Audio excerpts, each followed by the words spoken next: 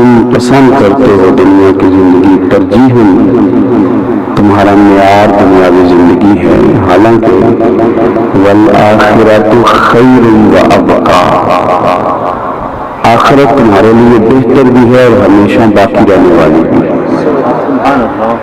جو آخرت کی زندگی ہے، یہ بعض اوقات بعض لوگ سمجھتے ہیں کہ قبر کا منظر بڑا خوفناک منظر ہے اور بڑی شاید لوگ سارے آزمائش میں ہوں گے، حالانکہ ایسا نہیں ہے۔ اللہ کا نافرمان، فاسق اور فاجر اور اس کے احکامات کو توڑنے والا یقیناً وہاں بہت بڑی آزمائش میں ہوگا، لیکن جن لوگوں نے اپنے رب کریم کو راضی کیا، اپنی زندگی محبوب پاک علیہ السلام کی اتباع و اطاعت میں گزاری، ان کی جو قبر ہوگی وہ کوئی کھڈا نہیں ہوگی، ان کی جو قبر ہوگی وہ کوئی خوفناک جگہ نہیں ہوگی، بلکہ نبی پاک علیہ السلام نے فرمایا قبر المومن روضۃ من ریاض الجنہ، فرمایا جو مومن ہوگا نا، اسے تم کھڈے میں نہیں چھوڑ کے آؤ گے بلکہ باغ میں چھوڑ کے آؤ گے، اور باغ بھی کون سا؟ جنت کے باغوں میں سے باغ، عام باغ میں، جنت کے باغوں میں سے۔ مومن کو آپ کسی گھڑے میں، کسی کھڈے میں وہاں نہیں چھوڑ کے آتے بلکہ ایک باغ میں چھوڑ آتے۔ اب آپ اندازہ فرما لیں کہ ایک ذہنی اور نفسیاتی تصور یہ ہے کہ قبر بند ہے، اس کو کھڑکی کوئی نہیں، دروازہ کوئی نہیں، اور ایک تصور یہ ہے کہ میں اس جگہ جا رہا ہوں جہاں باغ ہے، رنگ رنگ کے پھول ہیں، بوٹے، پھل ہیں اور نہریں بھی بہہ رہی ہیں، وہاں نہریں بھی بہہ رہی ہیں۔ ایک تصور یہ ہے۔ اب ایک تصور وہ ہے جس سے بندہ کانپ جاتا ہے، اور ایک تصور وہ ہے جہاں جانے کا بندے کا دل کرتا ہے۔ تو قبر کو جب آپ نے جنت کا باغ سمجھ لیا تو پھر وہ جو ایک انسان پر بڑی سخت کیفیت طاری ہوتی ہے وہ رخصت ہو جاتی ہے، اور انسان سمجھتا ہے کہ نہیں، میں تو اللہ کی رحمت میں جا رہا ہوں، میں تو اس کے فضل کی طرف سفر کر رہا ہوں۔ اللہ تبارک و تعالیٰ کے بندوں نے لمبے چوڑے مکانات نہیں بنائے۔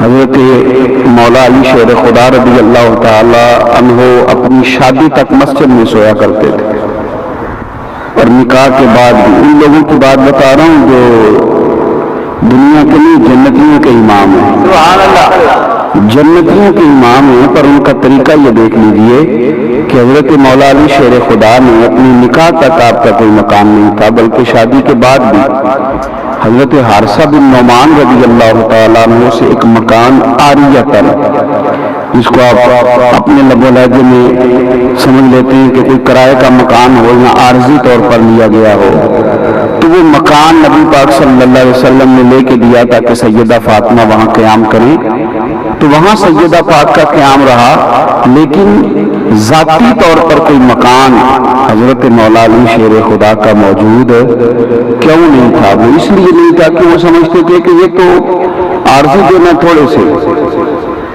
اللہ تعالیٰ نے جنت میں بڑے بڑے محلات ہمارے لیے بنائے ہوئے ہیں اور بڑی بڑی نعمتیں۔ دیکھیں نبی پاک صلی اللہ علیہ وسلم نے جب جنت کا ذکر فرمایا تو حضور نے فرمایا کہ میرے رب نے نا تمہارے لیے اتنی بڑی نعمتیں جنت میں تیار کی ہیں، اتنی بڑی نعمتیں۔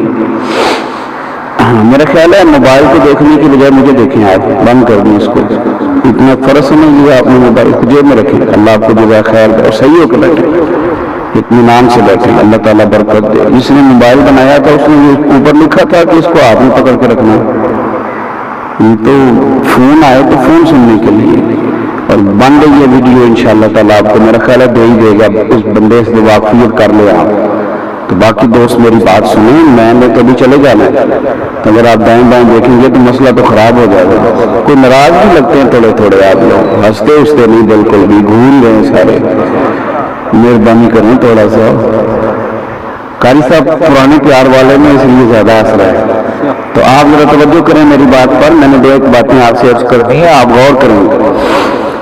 حضرت عمر رضی اللہ تعالیٰ عنہ سے سرکار نے فرمایا، جب حضور معراج سے واپس آئے تو نبی پاک صلی اللہ علیہ وسلم نے فرمایا عمر میں نے جنت میں نا ایک بہت بڑا محل دیکھا، اور اس محل کے دروازے پر ایک حور بھی بیٹھی تھی.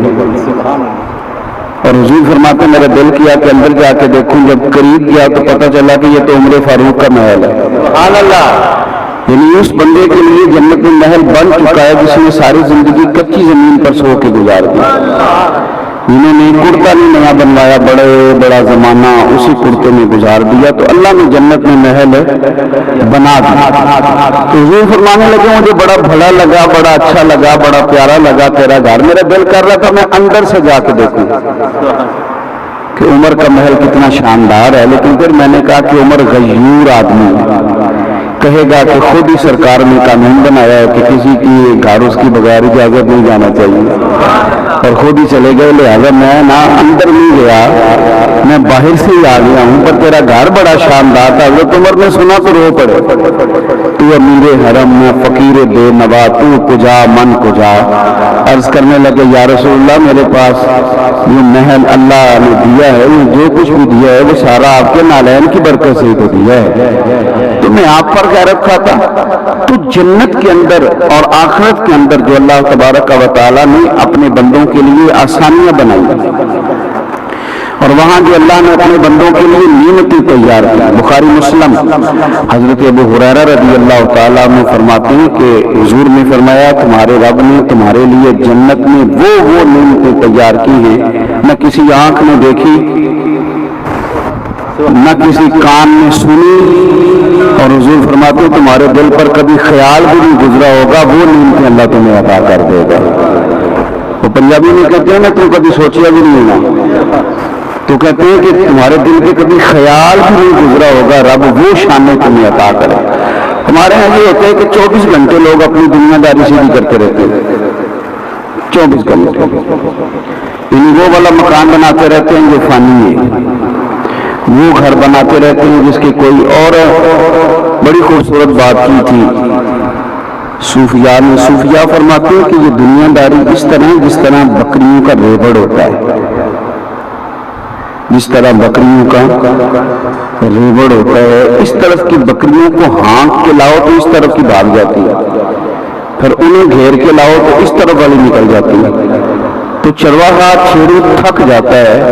فرماتے ہیں دنیا داری جو ہے نا یہ بکریوں کے ریوڑ کی طرح ہے, اگر اس طرف والے عزیزوں کو راضی کر لو گے تو اس طرف والے ناراض ہو جائیں گے, ادھر والوں کو ٹھیک کرو گے یاروں کو تو ادھر والے ناراض ہو جائیں گے.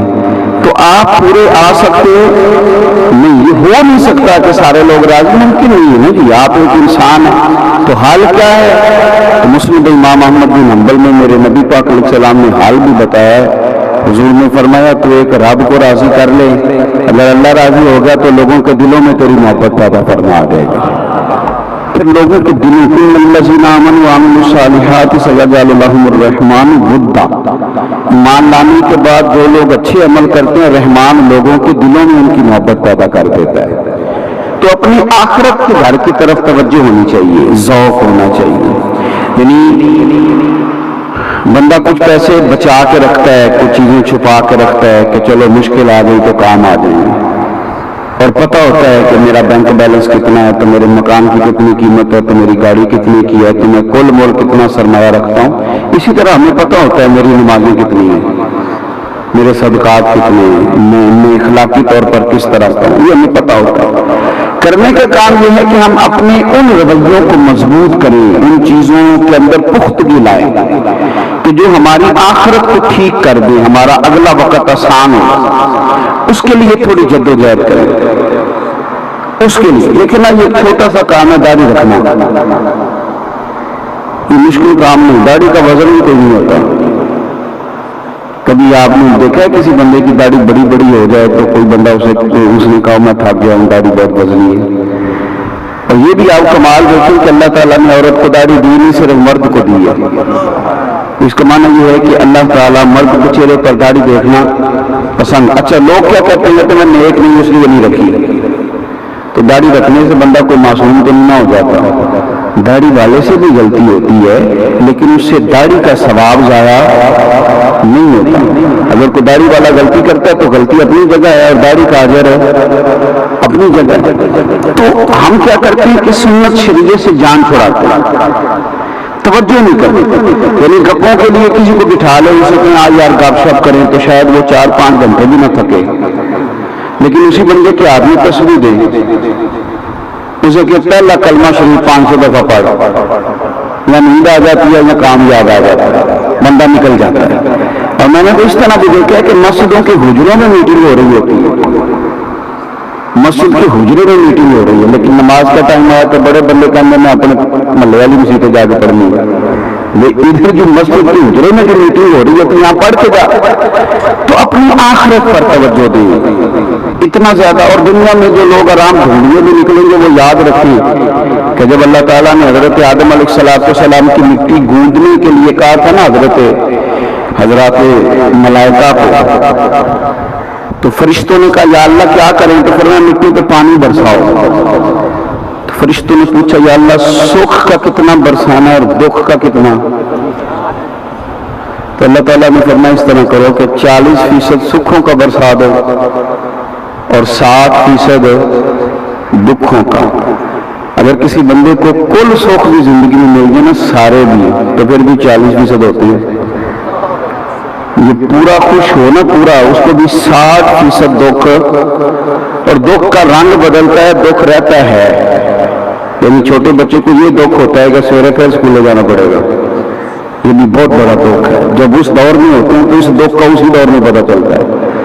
اور اگر قاری صاحب کے پاس پڑھتا ہو اور قاری صاحب نے پائپ بھی رکھا ہو تو پھر تو وہ بیچارہ ساری رات دعائیں مانگتا ہے کہ یا اللہ سویرے استاد جی کو نرم کر دے میرے ہاتھ میں, اور مجھ سے کوئی ایسا کام نہ ہو جائے کہ مسئلہ بن جائے. تو پھر جب بڑا ہوتا ہے پھر کاروبار کے دکھ, اولاد نہ ہو تب بھی دکھ ہوتا ہے, اور ہو کے بیمار ہو جائے تو بھی بڑا دکھ ہوتا ہے. بچے کی شادی نہ ہو تب بھی بڑی تکلیف ہے, شادی کے بعد اولاد نہ ہو تب بھی بڑی تکلیف. تو دکھوں کے نام بدلتے ہیں, وہ اصل کے ساتھ ہمیشہ قائم رہے. اتنی زیادہ تکلیف نہ اٹھائیں, اتنا زیادہ پر اپنی آخرت پر فوکس کریں, توجہ کریں کہ میں آخرت کے لیے کچھ اکٹھا کر سکتا ہوں, میرے پاس کچھ سرمایہ ہے. ایک حدیث پاک سنیں, بخاری مسلم میں ہے, حضرت انس بن مالک رضی اللہ تعالی عنہ راوی فرماتے ہیں کہ ایک عورت نبی پاک صلی اللہ علیہ وسلم کی خدمت میں آئی, ایک بی بی, اور اس نے آ کے نہ تو رونا شروع کر دیا, عرض کرنے لگی یا رسول اللہ صلی اللہ تعالی علیہ وسلم میں مرگی کی مریض ہوں, میں مرگی کی مریض ہوں, اور میری حالت یہ ہے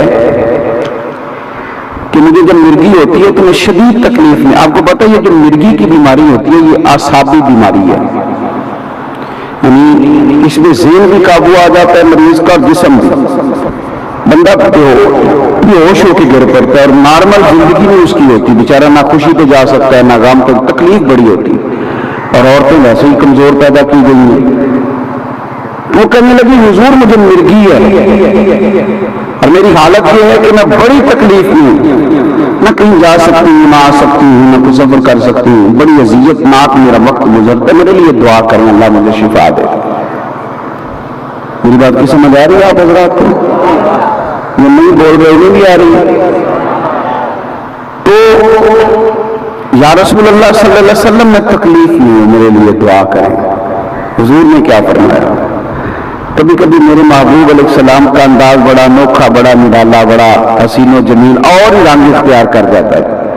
حضور فرمانے لگے چل ایک بات کر میرے ساتھ. یا رسول اللہ حکم کریں. تو سرکار فرمانے لگے اگر تو کہے تو میں دعا کرتا ہوں اللہ شفا دے دے گا, اور اگر تو کرے صبر, یعنی مرگی کے ساتھ ہی گزارا کرے, اگر تو صبر کرے تو میرا وعدہ ہے رب تجھے جنت عطا کرے گا.